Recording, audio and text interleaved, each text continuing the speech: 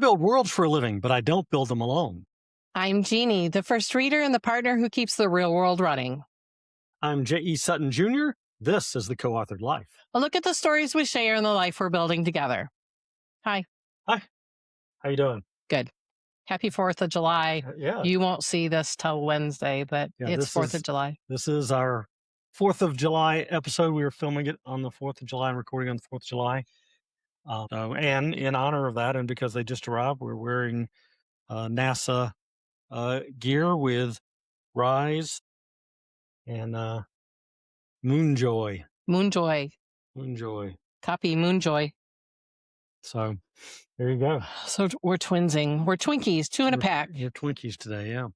So pages in process. So as we announced last week, the first draft of Eclosion Point is completed, and now I am going through my first round of editing. So I'm about 10 chapters or so into the editing process. I'll go all the way through it, make the corrections that I see, and then that'll be the second draft. And then Jeannie will start her process of editing it. She'll start with a read through from start to finish. Yes, I'm on editor vacation right now. She's on standby, editor standby, until the second draft is ready for review. And then what else is going on? So we're preparing for the Literary Indulgence Book Festival coming up in 2 weeks. 2 weeks from today. Yep, July 18th. 10 to 6, 10 to 4. 10 to 4, FSCJ Kent campus.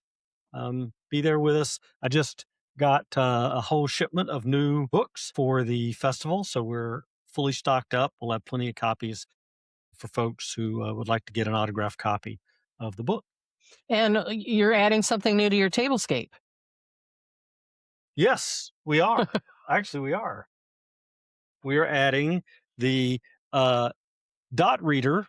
I don't know if you've ever seen any of these, but essentially it's a way to share contacts with people. You just fill out your profile and set it up online, and then when they scan this, either with the QR code on the front or with the NFC chip in the device, it pops up. The site has all of your contact information. You can even exchange contact information. Yeah. So it's an excellent way to have that readily available. Instead of having to hand out business cards, they can just walk up, scan the device, and they have all of your contact information. Yeah. You'll have business cards for the old school. For folks who aren't comfortable with scanning their phone, who aren't sure what that does. Oh my God, my information will be leaked. Are you going to charge my credit card? Yes. For $40. Yes. Read my book, damn it. The first person who clicks on who puts their phone near the NFC reader will be charged for $40, and then we'll go home. Yep. So it's a quick day. Yeah. So no, it just gives you the ability to share contact information. So dot card, if you have not heard of it, check it out. We are not being paid to say anything about that, but we would be. Cool. We'd be happy to. We'd be open to dot dear dot card. Famous, but they're having a huge sale right now. If you buy a red, white, or blue one, they'll send you a second red, white, or blue one. Wow. Which I wish we would have known about last week when you. But I'm glad you ordered yours when you did. One, yeah. So they also make cards you can put it in your wallet, or they have special carriers that you can put it in. Yeah, they have a wrist thing. They have things that you can attach to your phone. It's a very clever thing. It's like a link tree, but not link tree. Yeah, but it works pretty much the same way. You can fill out all of your information. So you can have all your social media, email addresses, websites. Yeah. All that sort of information has a little picture and a profile. I've been doing this for a decade. Jeannie's been doing it for a really long time. She finally talked me into it. Well, what she did was she ordered the device. I just ordered it. She just ordered it and it showed up. Here, this is what you're going to use. Because that's what I do. In fact, we had to wait for it to show up because she ordered it a while ago and it just showed up just this week. So that's fun. So that's going on. So any news about Audible and your audiobook?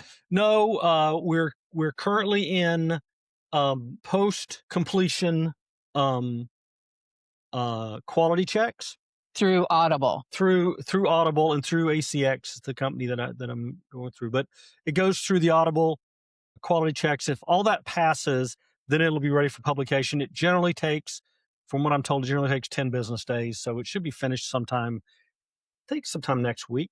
I would think so. Seems like it's been a week.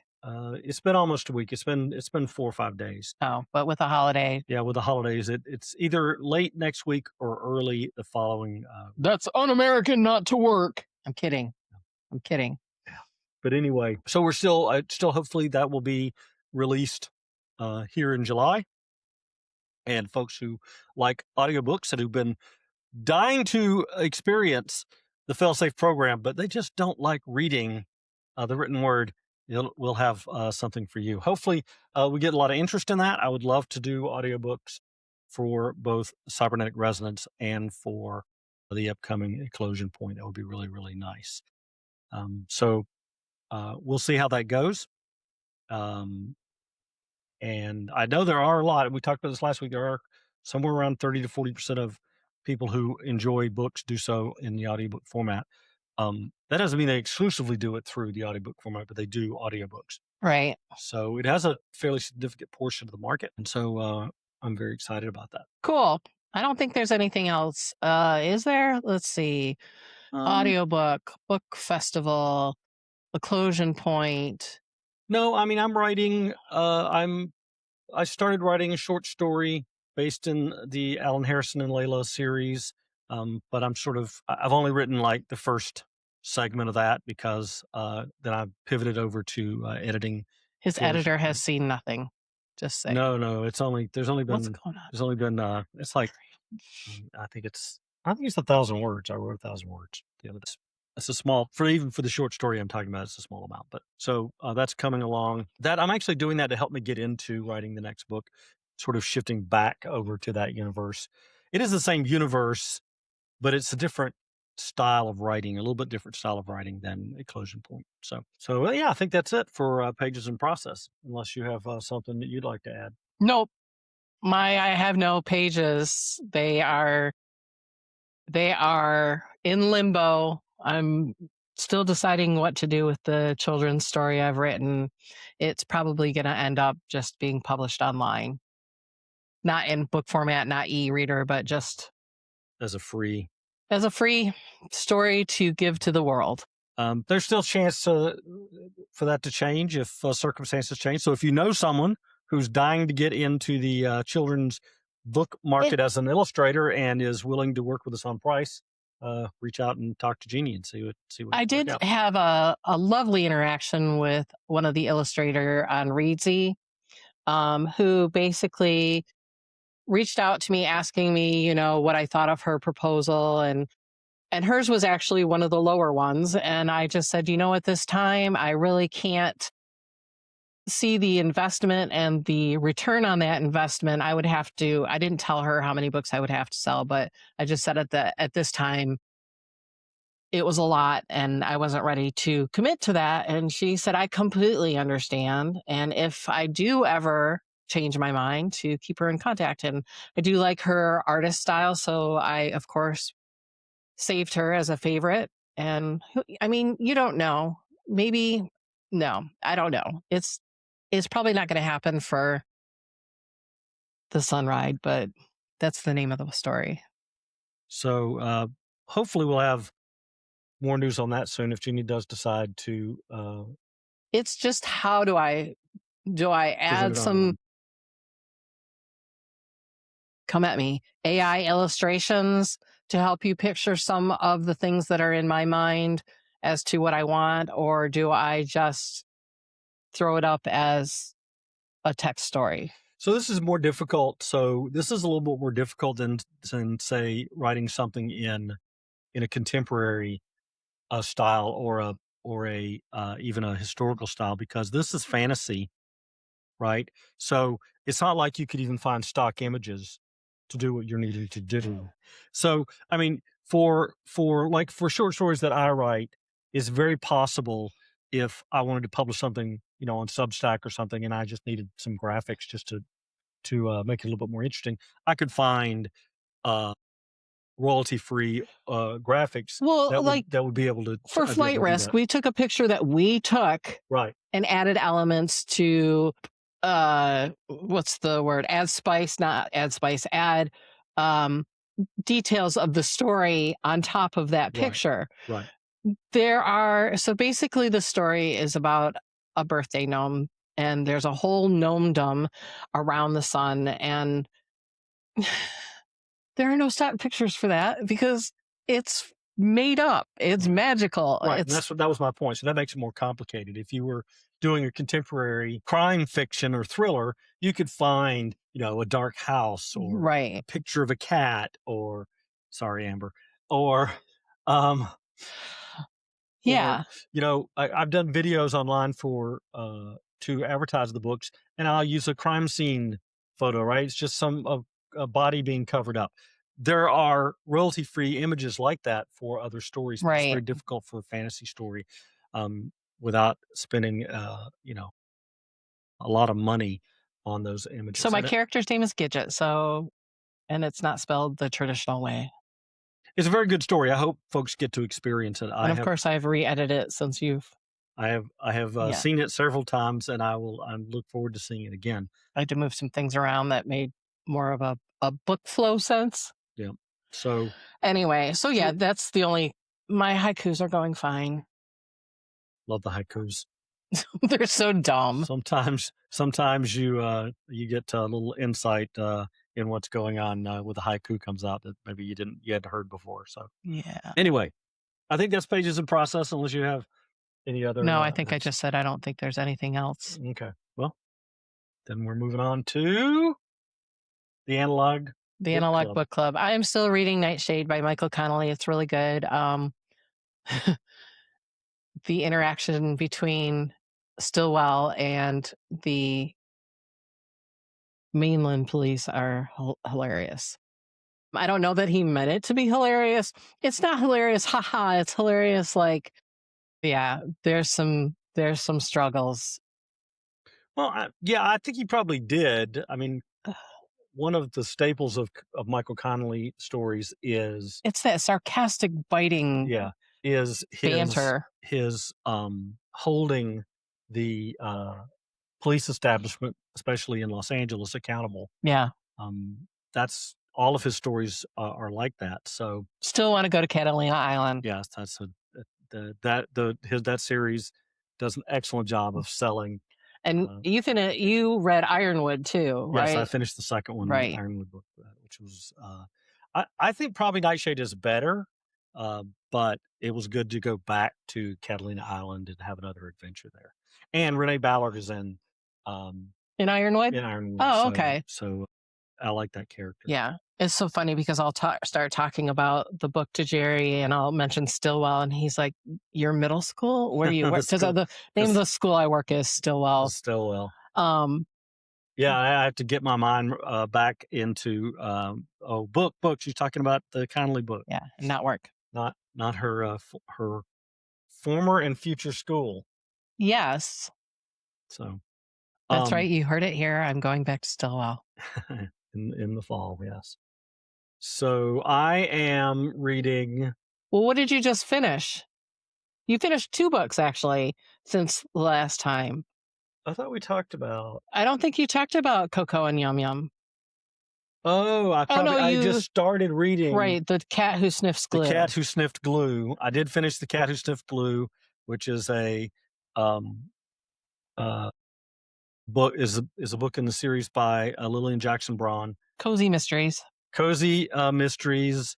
Jim Quillerin, a former newspaper reporter who has inherited a small fortune and is now living in a what is almost certainly the Upper Peninsula in Michigan, though they never say so exactly. They call it what did they call it? They call it the up north. It's 400 miles north of everywhere, is what they say. Yeah, that's pretty much. And everything else is the down under. So, but he lives with 2 cats, 2 Siamese cats, Coco and Yum Yum, and the 2 cats end up generally solving murder mysteries by giving him clues. And how many people died in that book? Oh my goodness, there was probably 6 deaths or more in that book, counting accidents and murders and different things. It was pretty. Of course, none of them happen on screen. None of them happen on. They're described after the fact. It's a Right. very lighthearted Cozy series, mystery. cozy mysteries. It's Yeah.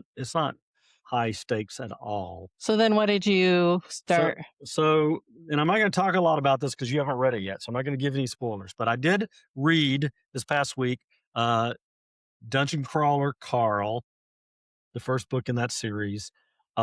It's it lives up to the hype that you've heard about it. It's a fantastic book. Yeah, I've been wanting to read it. Yeah, you should definitely read it. I'm taking a break because I don't want to just burn myself out on it, but I'm planning on reading more of them. There's 7 now, right? 7 or 8 or more. He was just in Jacksonville, and I kind of wanted to go see him, but I hadn't read his books yet. Yeah. So if you haven't read his books, Matt Dinniman, Dingham, yeah, something like that. We're so terrible about authors' names. We're put text. Matt, we're sorry about that. We'll get the name right on the text and in the link that we definitely.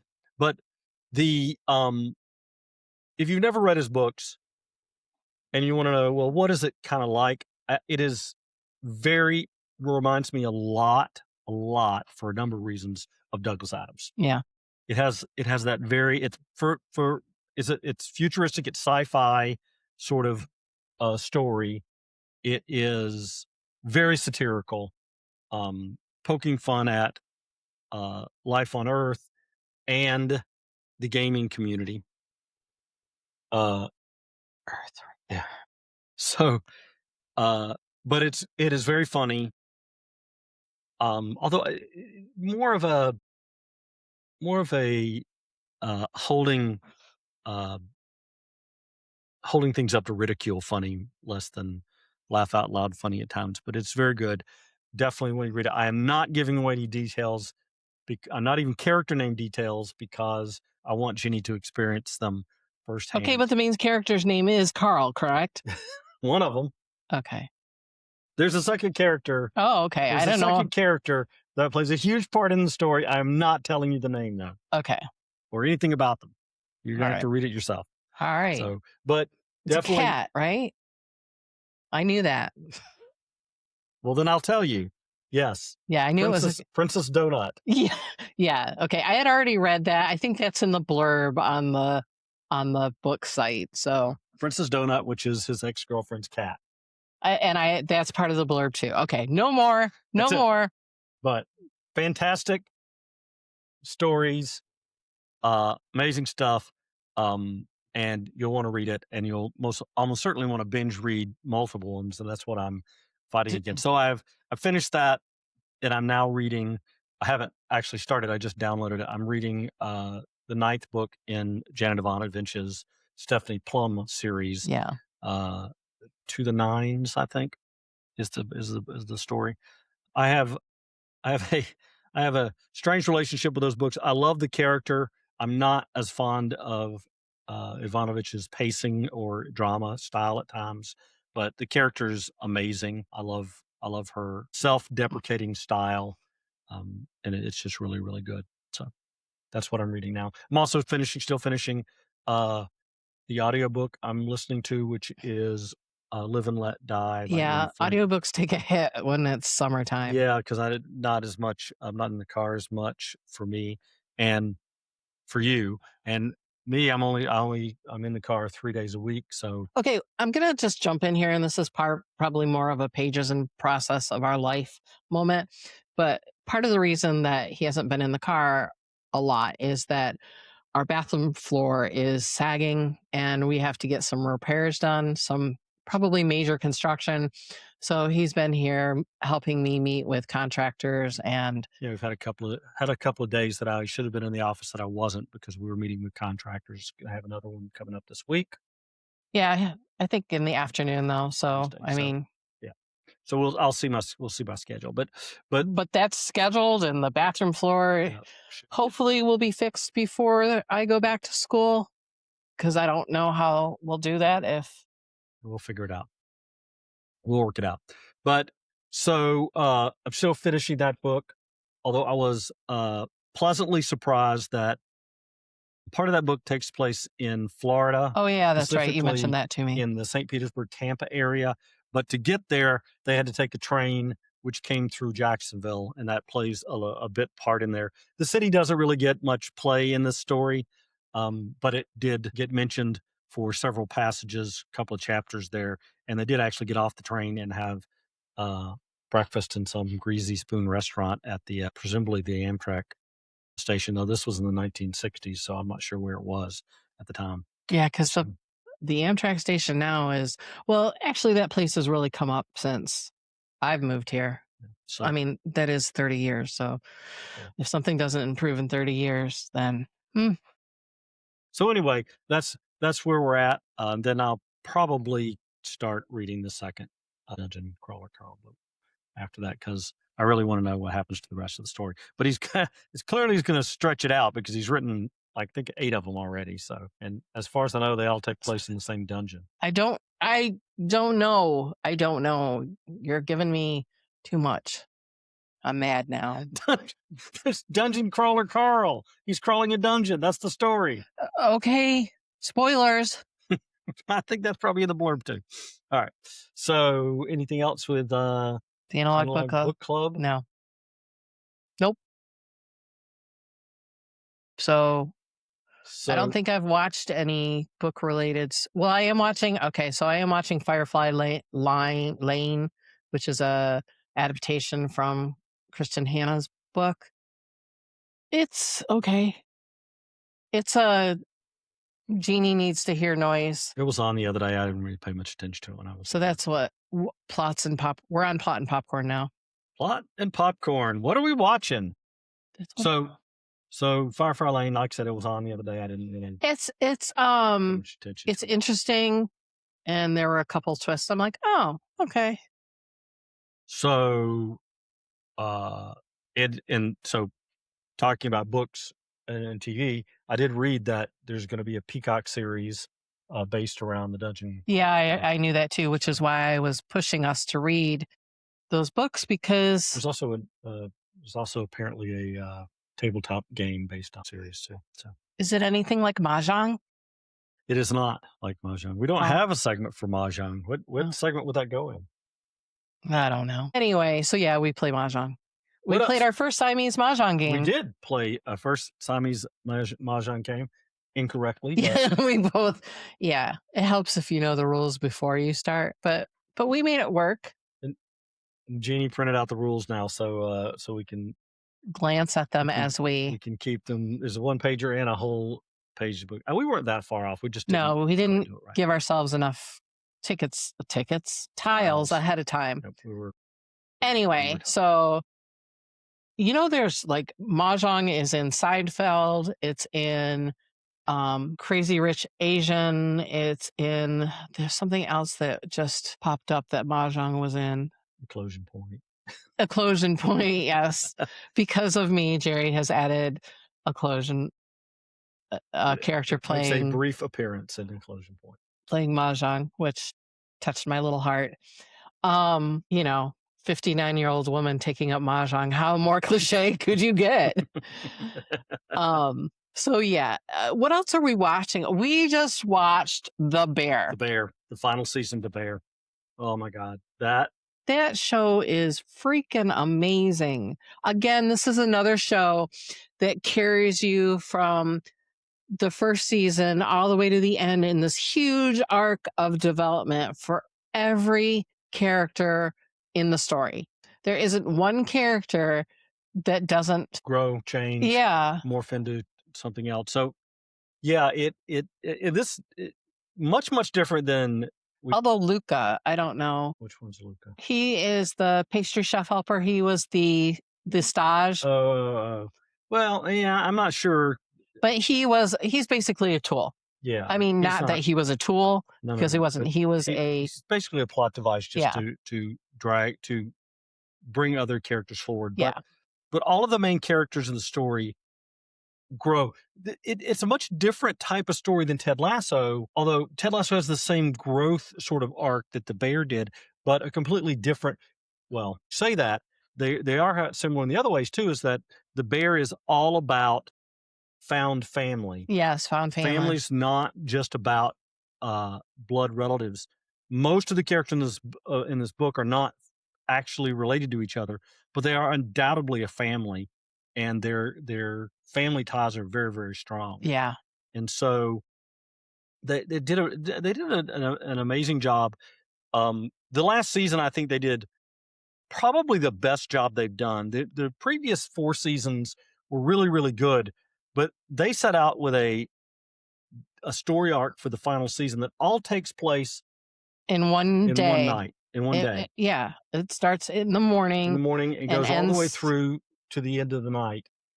The final episode crosses over that a little bit, but they tell the whole story. Well, they wrap up after what happened after. Yeah. So there's like an epilogue at the end of the last episode that takes place the next for the following weeks. But the main part of the story takes place in one night, and tells the story of their really overcoming just disastrous scenario in the restaurant. And as I was telling, we were having dinner the other night. We'll talk about the next time where we had dinner, but having dinner the other night, and I was telling Jeannie, I can't watch restaurant activity anymore without thinking about this episode, because of how chaotic it was and how coordinated it was behind the scenes, even though what you see as a patron is at the very, very top of that. It's very surface level, right? But So we can talk about that scene though, because it is plot and popcorn. Right. The fact that they had to bring an extra table up and how they coordinated it, I'll tap my ear, and that means to drop the table, and then you two drop your chairs, and then Fac will come in with the table set, and it's all coordinated, and they had all these signals going on, and I'm sure that that's not necessarily true for all restaurants at all times, but undoubtedly restaurants, especially high-end restaurants with a lot of moving parts, have their own sort of orchestration to keep everything running without making a big deal. Like the grocery store yesterday, where the staff were yelling and shouting at each other and talking about I have no clue. Some sort of work drama going on. Yeah, someone in the workplace was over the top, coming out like da da da da da da da. I'm like, oh my gosh. I don't have time for this. Could you get out of my way so I can get my produce? Yes. We'd just like to get some carrots, please. Can you step aside? Anyway, so what else? We're watching Foundation. That's kind of slow going right now. It is, though it is getting to a very pivotal point in the Foundation story for anyone who's read those. Sorry. But yeah, it's a very convoluted plot, but it's very well done. Yeah. So it's not that it's great to see an empire fall, but it's good to see the 3 empire realizing that actually that their own mortality is the reason for all of these faults in their universe. Right. So, well, yeah, the interesting part is how they react when things that aren't going are going badly, and how their government is expected to fall in a very, very brief time, and how they're all sort of fractured around that instead of being all unified. I'm trying to think if we're watching anything else. Not really. Oh, well, I mean, FIFA World Cup. We are watching World Cup. Some excellent matches yesterday. The Argentina, Cabo Verde. Oh my God, that was a fantastic Argentina, number 1 in the world, defending champions for the FIFA World Cup. One of the best teams out there, going against a team ranked 67th. Yes, and it was close. It was tied at regulation. Went deep into the additional periods before Argentina finally scored. And even after that, they were under pressure that entire extra time, extra periods. Because they kept tying it. Yeah. So we went back and forth the whole night. It was an excellent match. Great example of All of what it Threads comes to. was like, we're all rooting for Cabo Verde, right? Yeah, yeah, And you kind of secretly are, even though yes. Lionel Messi is Lionel Messi is an amazing player. Argentina is obviously very, very good. It's not that was rooting against them, but it's hard not to root for an underdog like Cabo Verde, and not just sort of feel for them. right. They worked so hard and they They were played so with heart. close. Yeah, so close. They never gave up. It was really, really good football match, but it did highlight a pet peeve of mine with uh On the with offsides yeah, no, offside I'm okay with. with the penalties. No. So the biggest challenge I have with association Oh, is the football is the timekeeping. timekeeping. Yeah. So, Here we and I go. realize people are going to come at me for Grab your this. popcorn. People are going to come at me for this. I don't care. The bottom line is so in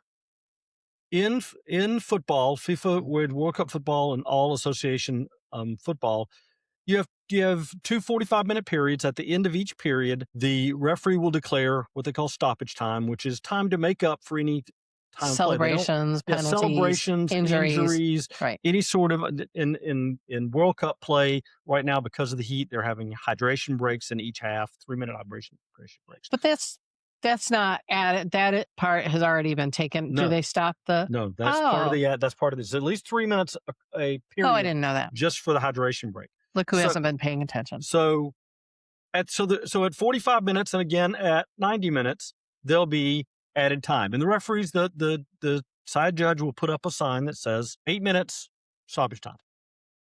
Now here's where my pet peeve comes in. At that point, how much time they actually play is completely subjective to the referee. Because what happens is during that time, there can be additional stoppage time. So if there's an injury, if there's a score, if there's any delay, that time gets added on. But they don't update you on what the time is. You have no way to know that 8 minutes is now actually 13 minutes. And it's my assumption, and several people online have said they believe that I'm correct about this, is that the referee has wide latitude to call the game when he sees fit. So they generally do not call a game in the middle of, say, a attack Right. that might result in a score. They let that play out, and then at that point, when there's a goal kick or there's a throw in or there's some break in the action, that's when the whistle blows. It's so fun to listen to the stadium where they think the stoppage time should happen. All you hear are these whistles. Right. So, but you don't know, and that is that happened. It wasn't the Argentina game that happened. That happened in an earlier game where it just went on and on and on. And you Yeah. had no clue when it was going. There was a score. Was it the England-Spain game? Maybe. I don't know. No. I can't remember which game it was. But there was a score Match, sorry. after the stoppage time had expired, but apparently not before the additional stoppage time had expired. So that's my pet peeve. I really wish there was, and this is a sport that has embraced technology, right? They have video Right. replay. They have Chips in the ball. have computer chips in the ball so they can tell if it struck somebody or not. After every goal, they'll go to the video to confirm that there wasn't an offside, there wasn't a penalty. They are very good about using technology. In fact, the NFL, American football, could learn from the way that they do it, right? Are there chips in American? There are now. There. Do the footballs have? I don't know. They talked about that, but they do use technology now to measure for first downs instead of this ridiculously subjective chain measurement crap they were doing before. There is an automated method for detecting whether the ball is forward to the first down mark. So they are using some technology, and they do have replay, but the NFL's replay is clunky and doesn't work nearly as effective as the FIFA replay is. I mean, they'll go through and do a replay after a goal, and it happens, and it doesn't take any time. There's no real So, football, yes. of course, takes 12 minutes and 3 commercial breaks before they have a result. As you can see, we definitely have FIFA fever. We do. In fact, we've agreed that every year or every 4 years when we watch World Cup, it's every 2 years, should we watch Yeah, the women's games are teams amazing too. Yeah. But every time we watch World Cup, we're like, man, we really enjoy this sport. We should watch it, year round. And then we don't. Yeah. We used to belong to Jacksonville does have a team, the Jacksonville Armada, and we used to be season ticket holders, and they would play at our local baseball diamond. They would sod it or whatever to be a pitch. And we really enjoyed going to the games. Well, I don't know what happened, but then they decided that they needed to go somewhere else. So they went into UNF's, University of North Florida's stadium, which is basically a track and field because UNF around here means university with no football. So the matches got moved out to the UNF field, and Jerry went to one game. It was benches and not the same. Yeah, they are building a stadium. Yep. Jack Sport, I think is the name of the organization, has really been working hard to get. There's a women's team now.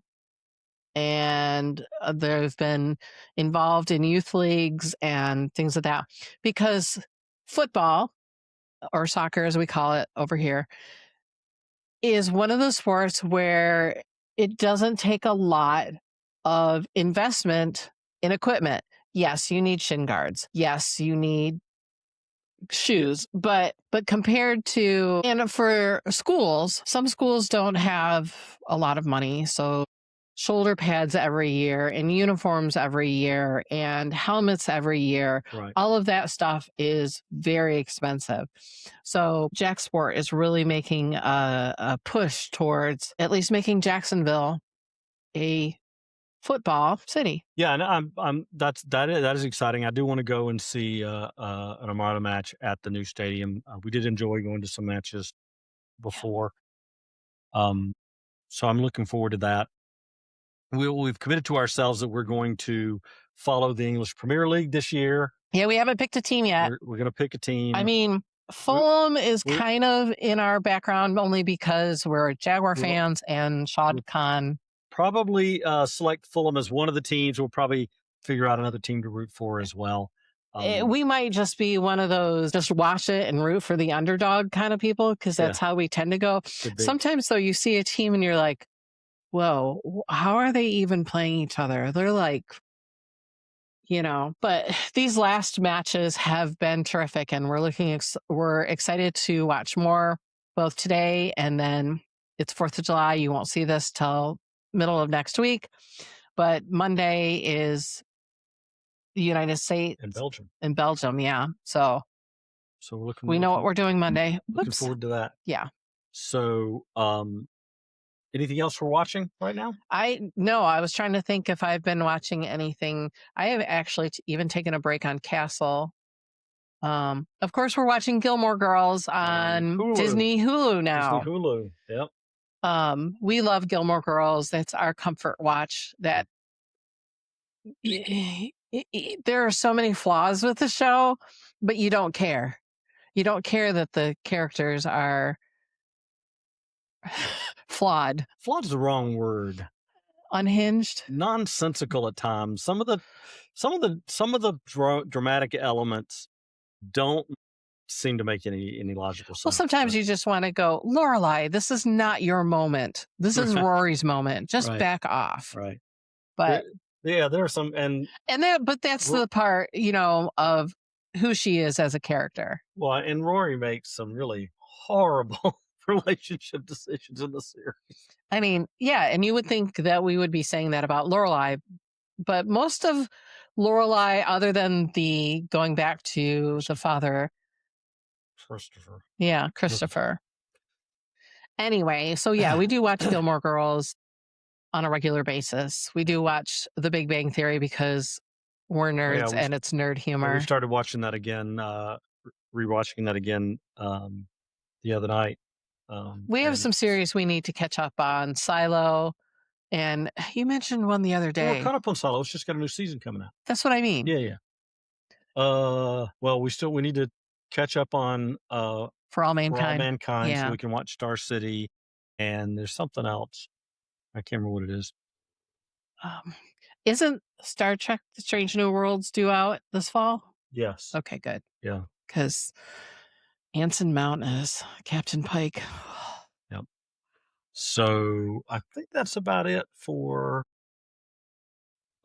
people have plot and popcorn. Book boyfriends. I have sci-fi series Captain boyfriends. That is true.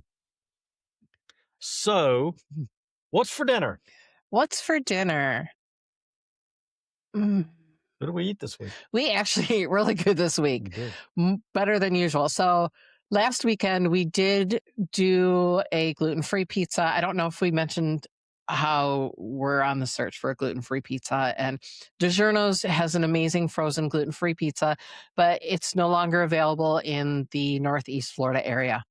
So that means that Jeannie has to try to find other resources. Well, our local grocery store carries a gluten-free pizza dough, Wholly, WHOLLY, gluten-free pizza dough. And so we have done it in the past as a cast iron pizza, but it's a lot of work. Yeah. So we just made pizza style. Yeah. We rolled out the dough. We didn't have a rolling pin. We now have a rolling pin. So I'm excited to do that again. The things we buy because of food preparation. Food prep, yep. So we pre-baked the dough for about 10 minutes and then added our toppings, and it was delicious. Yeah, it was really good. One of the things I had complained about, I don't think it's a strong word, but one of the things I had lamented about with the way we were doing it before in the cast iron, and when we didn't pre-cook it, was that the dough didn't really set and form a really strong crust. Right. So okay. I thought you were talking about the edge. Well, I'm getting to that too, and so you didn't really have the sort of thick, harder edge around it that makes it feel like a pizza, right? Because of the way we were preparing it. So this time though, Jeannie she squeezed the edges to make a little ridge at the outer boundary. We cooked it for 10 minutes to set the dough, and then when you put your toppings on it, it doesn't get soggy. Right. So it was really delicious. It was delicious. The bottom of the crust was nice and dry and firm. The top was very soft, moist with all the flavor. So this past week we bought like $50 in every cheese known to man for pizza, because as we're eating it, we're like, oh, this is really good. How can we make it better? Because that's what we do. Yeah. How can we make this better? So I went online and looked up every kind of cheese blend. And so now we have mozzarella, Asiago, Fontina, provolone, and Romano. And of course, we always keep Parmesan in the house. So we will definitely be making a cheese blend and doing pizza. I don't know if it's going to be this week or when it's going to be, probably next weekend. So what else? Last night. Yeah, I was going to go through the week, but okay. Go ahead. No, I was just trying to think. So that was last weekend. Then you were out for a dinner, or was that 2 weeks ago? No, that was Tuesday night. I had to go to. I was obligated to go to a dinner. And where'd you guys go? Firebirds, not my favorite place. It's fine. There's nothing wrong with the food, but it's just not a. I don't know what I ate that day. It's not an upscale place. I don't remember either. You told me, but I don't remember what it was. We actually got takeout twice last week, which is not and Mexican. Yeah. Food. Because we didn't want to cook. We had chicken. Yeah. Well, the first night the chicken didn't thaw. So that's how we had ordered barbecue. No, that was the first night that it didn't thaw. We ordered Mexican, Okay. and the next night, Jeannie said, That's no. Jerry's like, it's like, you don't want to cook? We could order something. We could order barbecue. And I'm like, okay. This was not a Jeannie didn't want to cook. It came from you. This is exactly what happened. This is not exactly what This is happened. exactly what happened. We're being gaslit, people. No, we're not. It's exactly what happened. Jeannie says, I guess I need to start dinner. Okay, I did say that. In exactly that way. Yes. And I said, we could order takeout. And she said, like what? No, you said we could order barbecue. I did say barbecue, although I thought we talked about a couple different. And then I said, what kind of barbecue? I said, I don't really feel like fancy barbecue, which is our code for Mojo's, which isn't fancy at all. Fancy. It's urban barbecue, which means they can charge twice as much for it. Yes, but they do have they have the smoked corn that's amazing. Yeah. So yes, and then on Thursday it was date night, and we went to the Chart House here in Jacksonville, Florida, and it was a lovely dinner. Yeah. The shrimp cocktail, I don't know, it's just shrimp cocktail, but it was so freaking good. Their meatballs, I had these meatballs with ricotta cheese, were amazing. It tasted amazing. Then I had the prime rib, the herb crusted prime rib, but then I don't think it was a little dry. It was dry, and you're right. I think they normally do. There was no au jus. No, there was horseradish sauce, which I love. And I had a sirloin with a lobster tail that was really, really good. But the baked potato was so good. And kudos to Chart House for smothering it with butter. Yes, we know butter isn't good for your heart. However, we don't indulge that often in a butter-covered potato. But they had enough butter, because sometimes when you go to a restaurant, they give you that little coin of butter, and you're like, can I please have some more butter? There was plenty of butter in there. Yeah, so good. So, and then we had a flight of creme brulee, a burnt orange, a rosé, and a traditional. Which was had strawberry flavors, and then the traditional. It's very, very good. Excellent. Chart House is a lovely, although a little dated in their decor. Dated, yeah. But it's right on the river.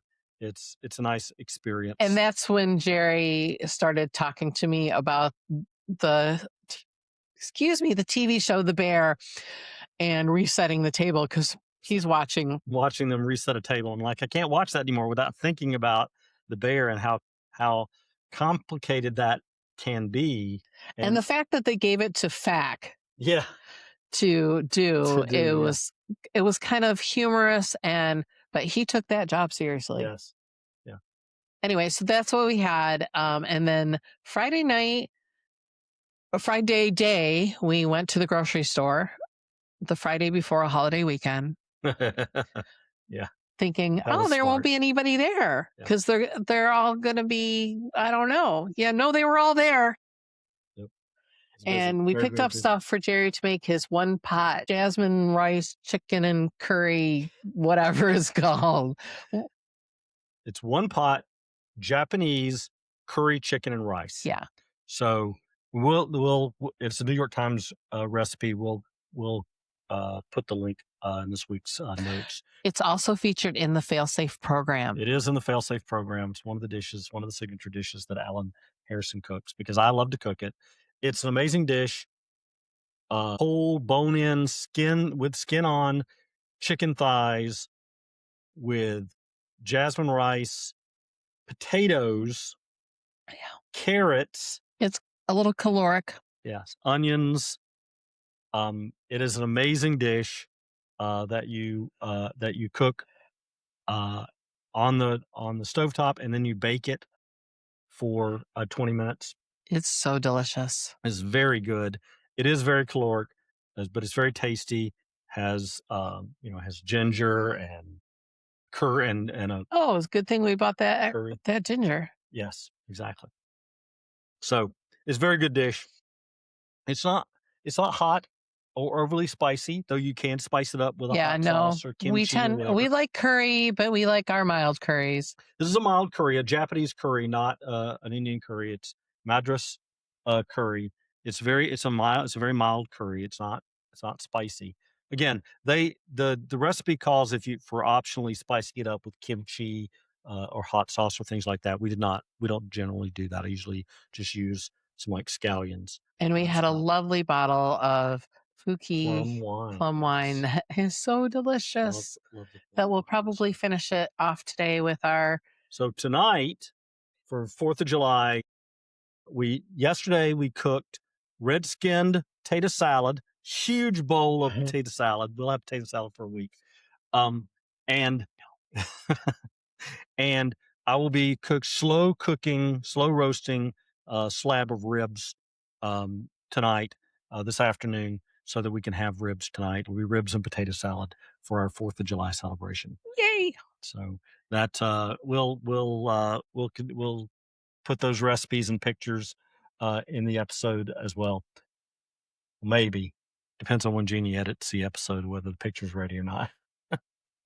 But anyway, That just gave me permission to put it off till tomorrow. yep. So I think that's about it. That's about all we have for what's for dinner. You have anything else?